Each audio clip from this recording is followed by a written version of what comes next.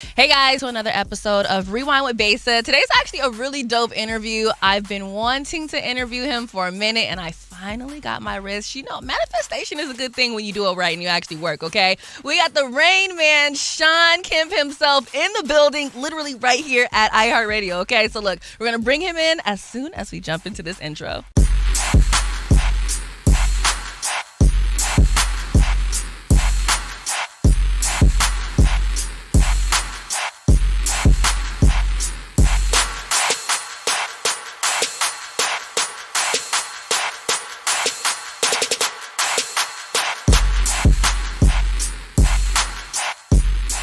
Hello, Shawn Kemp. How are you?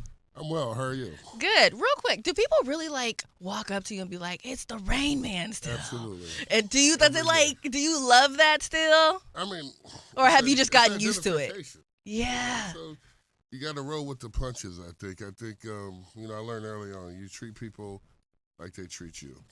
I love that. And I think that with Seattle, we love our sports so much. No, absolutely. Like we don't even have to know about the sport. Right. We can know nothing about hockey, but I love it. Know No. nothing about baseball, but I love it. Yeah, I think a lot of people around here didn't realize that Seattle was going to be this major sports city. Yeah. But it's definitely become that throughout the years. It probably wasn't like that when I first got to Seattle, but it definitely has become that. I think with the amount of electricity that was created in the 90s, things have continued and even grown in ways that we didn't even realize they were going to grow. As far as it's like soccer Yeah. and hockey, Yeah. of that aspect. So I think the fan base around here, we're just starting to realize what it is.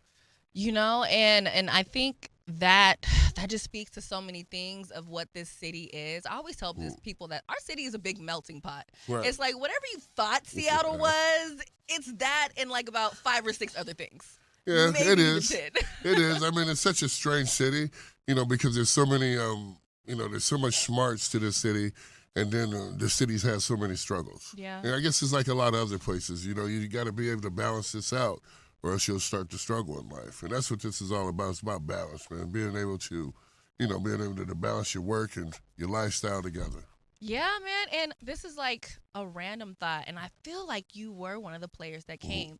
It was when I was in high school. Mm-hmm. I went to Cleveland High School, Okay. and someone broke into our locker room and stole all the black basketball players' jerseys. Is that right? And some of the Sonics actually came by and gave jerseys to the players. Yeah, I remember hearing about that. I Yeah. was like, that's crazy. No, but I mean, that's what, being in part of a community, that's what happens, Yeah. first of all. And Seattle definitely has a strong community around here. So usually, people in the community generally pick up where others have left off or where others are hurting. Therefore, and I think you see that so much around here where you've seen people struggling and other people come in just to help out or put a smile on someone's face. So I think that's what Seattle is really known for, face value. As other places, we have our problems, but I think face value, I think Seattle is known for definitely helping out people. Oh, absolutely. And there's just so much money in this city. Like, how could we not? Like, Yeah. it would almost be weird if the city didn't do things to help others out. And speaking of that, I was wondering, at this point, and I want to talk about this a little bit more later, you're on your second dispensary, right? Right. Within that, have you been paying attention to the social equity programs that are going on? Absolutely. What do you think about them? Because some people are saying that they're dope. I've heard other people say that they feel like it's like a scam, and I would love to know your thoughts, being that you're actually in the industry. Well, I think when it comes to social equity, first of all, it's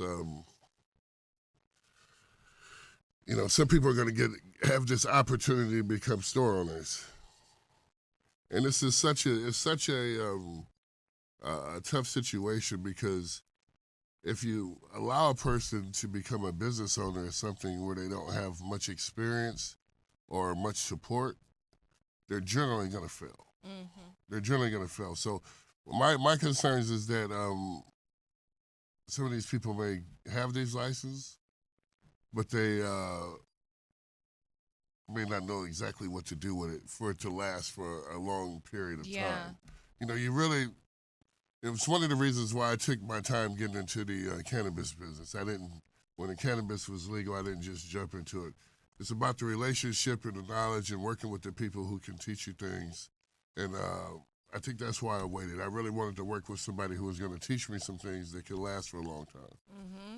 Because also, part of this is to create generational wealth, Absolutely. which I think it goes exactly back to what you were saying, to where it's like, if you don't know what you're doing with this, you might just mess around, sell it, and then now you've really lost all your money.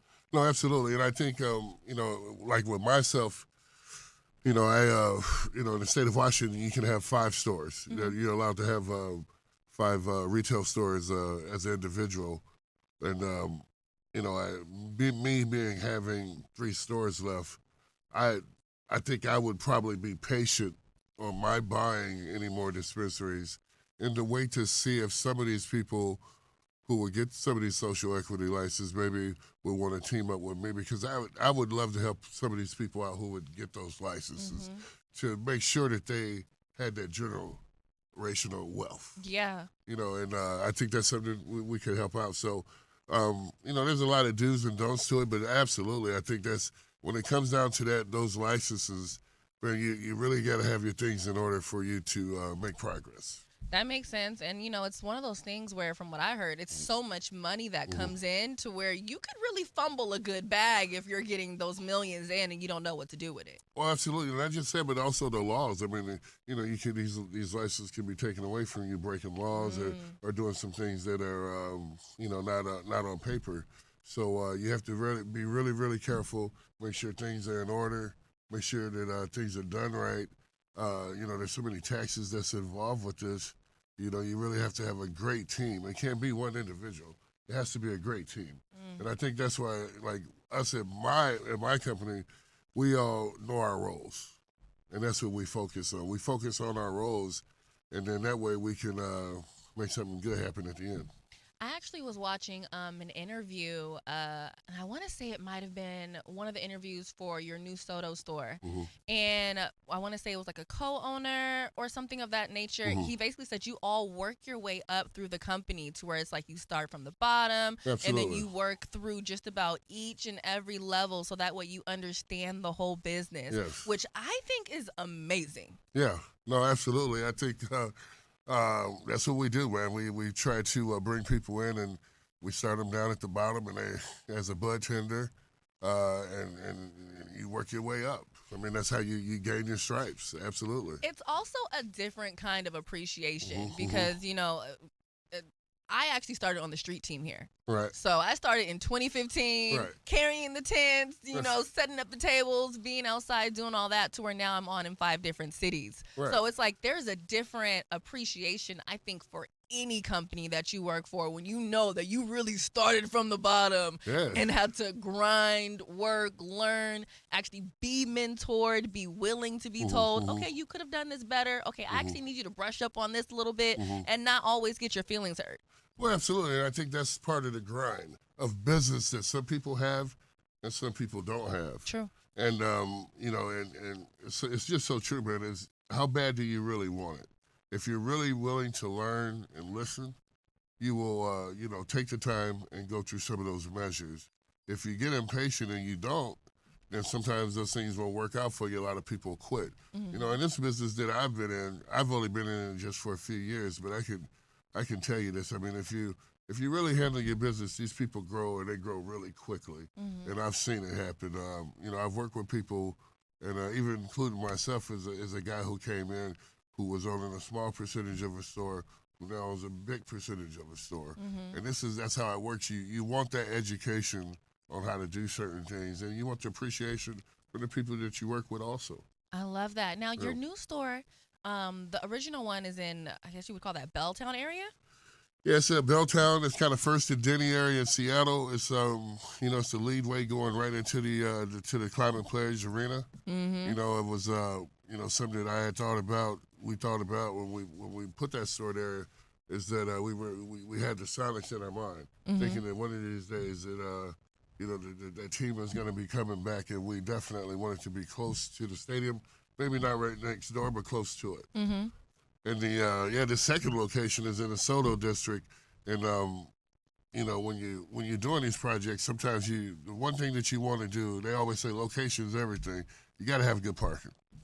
You know, a lot of times if you don't have great parking, people don't generally want to stop at your location. So we're a little bit down the street, but hey, it's close to the stadiums, and we can almost see the stadiums in sight. So it really works well for us in the Soto district because we feel like we've covered both sides of town pretty good now. And then, like, you know, just from even where we're at right now, it's pretty much down the street. Like, one time I rode a scooter there. So you one of the ones that be running the red light out here? No. I don't. I live downtown. Look, let me tell you something. If you've never been to Seattle and you get on one of those Lime scooters, you are really bold if you are in the middle of downtown Seattle. Absolutely. And you are running like, I always people tell do not care over here. Check the brakes before you even ride the thing, please. If you get on the scooter, at least check the brakes. Oh my God. Now, question, you know, I've been seeing a lot of stuff, and I've actually done some reporting over this, over all the different dispensary robberies and break-ins. Right. I don't remember where it was. It might have been like Lakewood or something. Somebody ran into one of the stores. I was like, what is going on here? Well, I mean, these are tough times. I think this is the world that we live in today. Is that you know, these are tough times. We have people who are sometimes doing very well in life, and then we also have people who are struggling in life, also. And this is what we're going to get. So I think, you know, when you come to the city of Seattle, one of the things that you recognize is the homeless. It's a problem, you know, and somehow in this world we have to learn how to treat people who are struggling better. We have to give them avenues also to be able to work their way back into the normal life. And when they don't have those avenues back into the normal life, these are the things that happens. I mean, you see people robbing constantly. You see people complaining about the police force and of those natures. And then things just, it seems like they just go downhill from there. Yeah, and it just almost doesn't even get better. It's just like worse and worse and worse. And then there's like these new drugs that are out here, like the Trank one. I said, what is this? Yeah, it's amazing. Amazing. You know, unfortunately, they made cannabis legal, but then they made 10 other hardcore drugs. Like, it's almost like a counterproductive thing. Where it's like, I'm going to give you something good, but I'm also going to jack everybody else up with this potentially. Absolutely, and I think that's what happens. I think people sit from the outside. When these cartels, they sit from the outside and they say, this is an opportunity for us to come in and really penetrate and make some money. Because that's what, at the end of the day, it's all about the dollar when it comes to the drug stuff. It's all about the dollar. So, you know, we, having a license to sell cannabis, I'm always aware of those things. Definitely the store getting robbed. So one of the things that I wanted to do when I got into this business was put these stores in a secure building, you know, in a secure building, semi to protect the workers, but semi just to protect the investment. And then I think, you know, at the end of the day, that takes care of itself. And hopefully the respect that people have from it, we won't face some of those battles. But I surely feel sorry for some of the people that are going through some of the things that they've went through with the robberies and unnecessary violence that happens to the stores and the cannabis business. Yeah. Now, quick question. With your new store, just in case anyone's curious, are you guys still hiring if anyone wanted a job? We're always hiring. Okay, that's good to know. Absolutely. We're always hiring. We're always looking for better people to work with. Absolutely, bro. So, you know, the thing about working for us at Shawn Kemp, you got to be persistent about it. So if you don't get a call right back, be persistent about it. Send in another application. But absolutely, we're always looking for better people out there to better ourselves. Now, have you thought about opening up in like Portland at some point, or would you think it's too oversaturated in Portland? Well, I think Portland market is a little tough, but absolutely, I think what you'll see me probably do is go out to some of the rural areas maybe and do a business, but also venture out into some other places. I mean, you know, one of my goals is to be able to do this all up and down the West Coast. So to be able to have a store, absolutely, in the state of Washington, but also like Portland, also California, also Arizona, Nevada, of those natures. So we're just getting started doing this, really. We're just getting started doing this. You know, I'm able to sell these products in the store here, but I'm also able to go to the other cities and other locations in different states and create my own products, my own individual products. So the business is just now growing. So we got a long ways to go, and we're looking forward to it. Now, question, how hard is it to create your own individual products without having to grow your own flower? Well, it's not very difficult at all. It's not really. It's not, and to be honest with you, a lot of these people are very, very good at what they do. You got to be crafty. You got to have a lot of knowledge of the game. But, there's companies as Cookies. Cookies don't have a farm. They don't do any growing. Really? Yeah, Cookies don't grow any weed.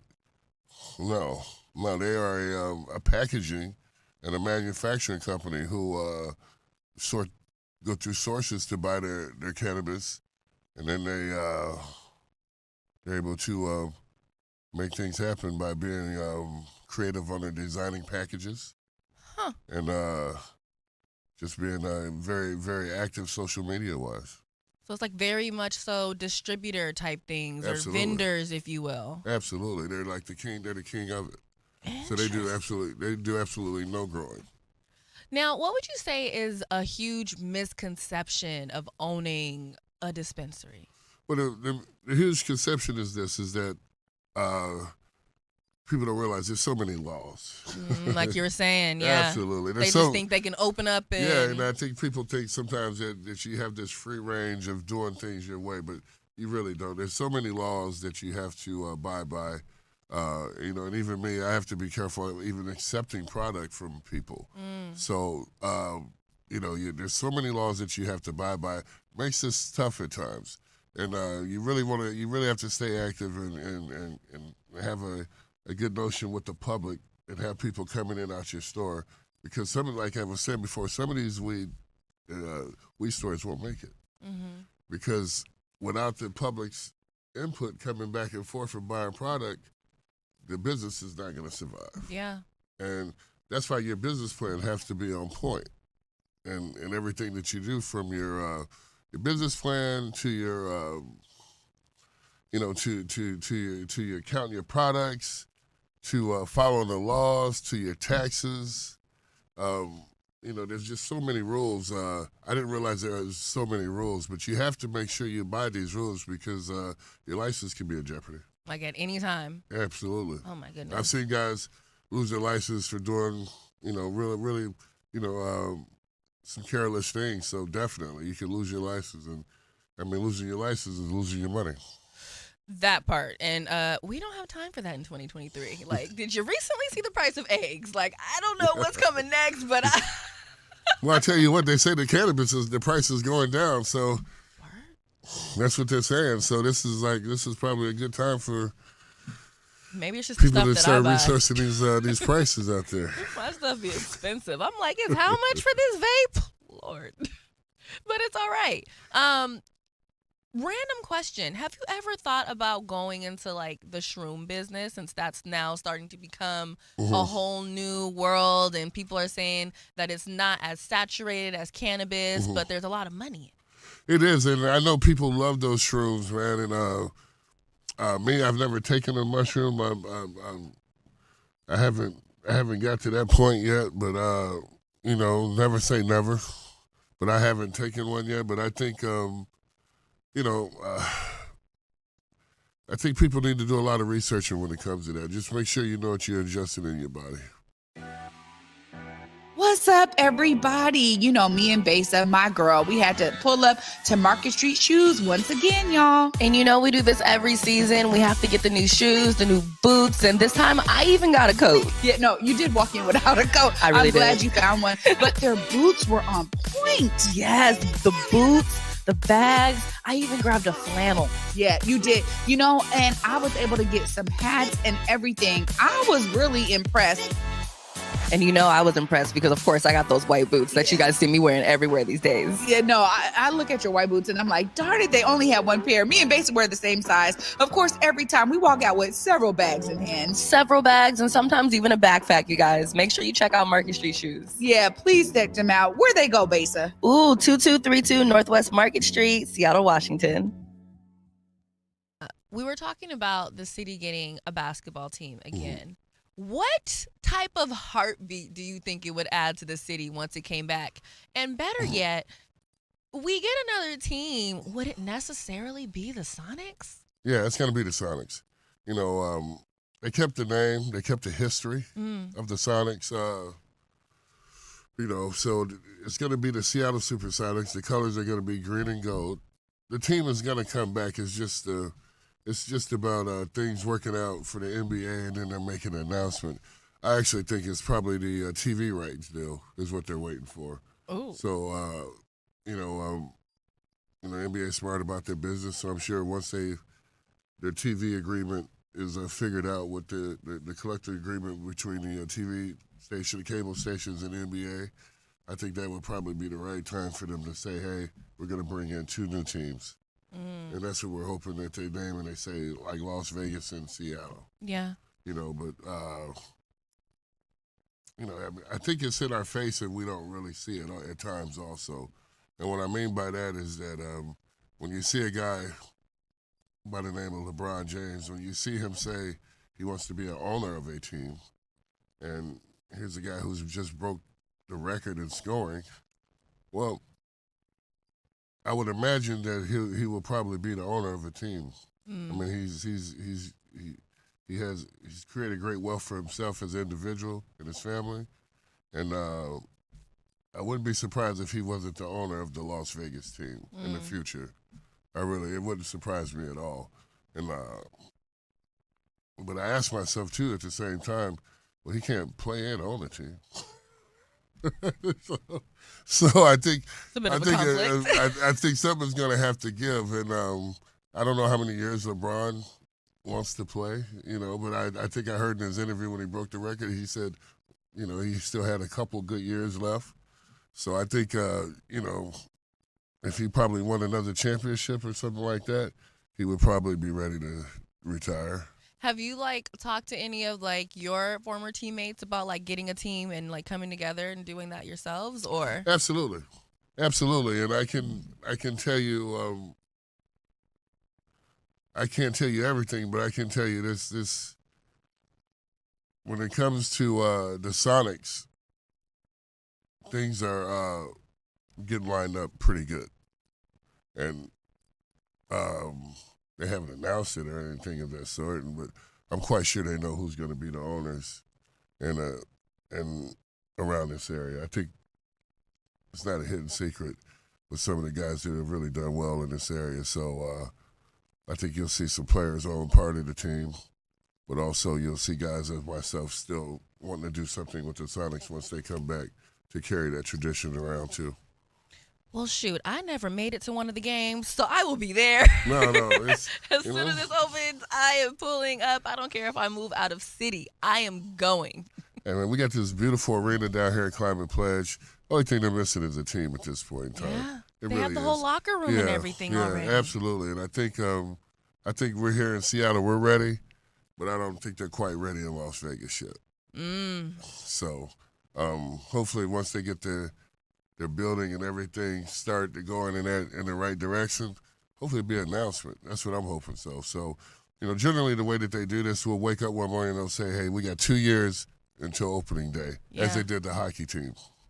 Interesting. Okay, so let me ask you one more thing, and this is so random, but when was the last time you went to Pike Place Market and caught the fish? Last time I went to Pike Place Market and caught the fish was about 6 years ago. And I'm due for another fish catch. And Gary Payton is coming to town on February 24th. Ooh. We're gonna have to go down to Pike Place Market and redo that fish throw and see if I still have the hands to be able to catch that flying fish the way I used to. I love it. Okay, so we're going to do something I like to call 6 Randoms with Besa, all right? All right. Number 1, your favorite spot to get sushi? Oh, I'm going to say my favorite spot, best place, Umi. Umi, I haven't been there yet, but I've heard of it. Mm-hmm. Umi's good. Okay. Next one, your favorite weed strand? I'm gonna say, well, I'm an indica type person. When I like bacon buds, they got something called Pressure. It's a real favorite of mine, but also like Freddie Swago too. You know, so yeah, absolutely. Okay, I might have to check out Yeah, some of Pressure those. from Bacon Buds. Now, is it gonna have? Would they have me couch locked, or would I just be comfortable? You're gonna be comfortable. Okay. You know, you won't be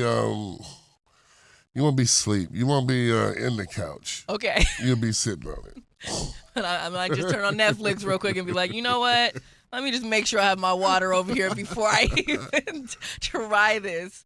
Okay, next question. What is your most memorable memory from when you were playing for the Sonics? Man, my most memorable moment is don't laugh at this, is gonna be me stepping out there the first time that I played.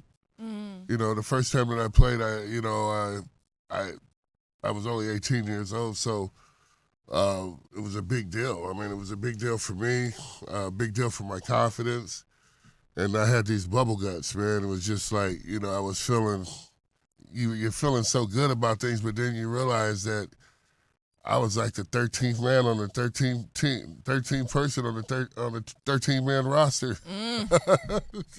so I was so happy to be in the NBA, but I was realizing that I had so much work to do. Yeah. And I think that first game, man, me realizing that, saying, looking at this list and saying I'm the 13th person out of 13 guys. I've really got to handle my business the right way. I didn't realize that making it wasn't going to feel so good. Once you've made it, you realize that now you really have to work. Yeah. Yeah. Because in high school, you were always the number one guy. Absolutely. Like, there was no one that was beating you back then. Yeah, absolutely. And you just, you have these fears. And I think that's one of the reasons that I still do business currently to this day. I went from high school to pro. And you have those fears of not doing well. So you always want to challenge yourself to doing something positive, and I think that's just something that you carry around inside yourself. Now, one thing I did notice is that, when you first started, like you said, you started at number 13, so you weren't the number one guy on the field. You were dropping balls, you were missing shots, but then, you were like, okay, I need to do something here. Yeah. What were like 3 things that you really did that truly helped you change your game strategy? Well, 3 things that I did. First of all, I moved into the gym. And as I'm being honest with you, I really thought I was good. Here I am as an 18-year-old kid who's just made it to the NBA. So my confidence was second to none on anything. And I realized that I just wasn't good enough. So I literally had to buy a futon at one time. And this is a true story, me and Gary Payton both. This is, I'll let you guys in on this. We ended up having to buy futons and spend most of the night working out when guys didn't realize that we were working out. We were trying to get an advantage on guys. So when guys would go out to the club, when guys would go to the bed, we would go back to the gym, work our butts off, trying to get an advantage on them. Wow, and then you go to sleep in there and then work out. We would go when to you sleep woke in there up. and be in there and be ready for practice in the morning. And they just didn't know. No, we wouldn't tell anybody. Absolutely not. So basically, you shocked the heck out of the whole team eventually when they were just like, what is going on here? Yeah, I mean, we got it from a coach. A coach's name was Tim Gergridge. Used to coach at UNLV. One of George Karl's assistants. Really challenged us to be better than who we were. At one time, me and Gary was playing here in Seattle, and the Sonics were talking about trading both of us. They didn't think we were mature enough, and they didn't think we were good enough, and they didn't think we worked hard enough. So, hearing those things, it either makes you or breaks you. We took that as a challenge and said that, hey, we will take those boos and turn them into cheers. So we just, we just went and worked our butt off. I think Coach Karl sent us to Utah for 3 months. Wow. So it was quite of a sacrifice of a summer. But it was worth it. Absolutely, it was worth it. Oh, Absolutely. My God, Well, those are the things that you have to do in order for you to reach greatness. Sometimes you have to be challenged, and you have to accept that challenge without conflict and rise. Now, one more question. Have you seen the next Shawn Kemp yet? No, I haven't. No. Not quite. No. First of all, I think, and I'm talking about myself. I haven't. I've seen guys who have the talent and the skill set of me, but I haven't seen the hunger or the determination yet. I have not. But I will say this: Kevin Garnett and Kobe Bryant also went from high school to pro. I knew those guys when they were young. We had a little bit of a relationship before they got into the pros. I lived a lot of my goals through those guys because I was able to talk to those two when they were young and help them out with their training, help them see some things, help them see things that they didn't have to go through of that nature. And that's always been very, very, very special to me. Well, shoot, we'll see who ends up pulling up to get that hunger. And I agree with you. It's one of those things where when you're able to come from the bottom and then just shoot up to the top because you really worked for it, there's a different level of respect that everyone has no choice but to give you in that moment. No, absolutely. I think, respect is earned, not given. Yeah. So you have to earn it. And I think, will it happen? Sure it will. It's just a matter of time. And, one of the things that I think they have to do is change the age limit back in the NBA with these guys. Where I was able to come out right out of high school, now you have to be about 21 to get into the NBA. That needs to be changed because you can't stop a person from earning a living after they get out of high school. You see tennis stars, you see baseball stars, you see hockey stars of that nature, all young kids rising up. And the NBA should be the same thing. The age should be down to 18 where you have to be just at least 18 years old to get into the NBA. And you might see some of that hunger. Maybe. It's out there for sure. Especially because you're like, I'm the young one. I cannot be getting tossed around by these grown men. Absolutely, and that was my take on it too. My take on it was absolutely I cannot continually get tossed around and beat up the way these guys are beating me up. You're not gonna keep trying me. We're not doing this like you thought. I'm gonna go live in the gym. Yes, I love that. Well, shoot, you guys, look, you got to want it enough to where you're able to live in the gym and really get it done and practice and make sure you take that proper mentorships, all right? And sometimes give up your summers, okay? With that being said, is there anything coming up next that you want to let everyone know about? No, I'm headed to the NBA All-Star game this weekend. And that's in Utah, the great city of Salt Lake. So we're going to be down there celebrating another good year of the NBA. Make sure you come to both of my stores, cannabis stores in Seattle. If you're a non-Seattle person, but if you are in Seattle, please come to the Soto store and please come to the Belltown store. We surely appreciate it. I love it. Well, shoot, Rayman, I got to say thank you for pulling up on me. This is amazeballs. I put on Facebook, I said, you guys wait till you find out who I'm interviewing. And everyone's like, who? I said, wait. I didn't say I was going to give you a hint. I told you to wait.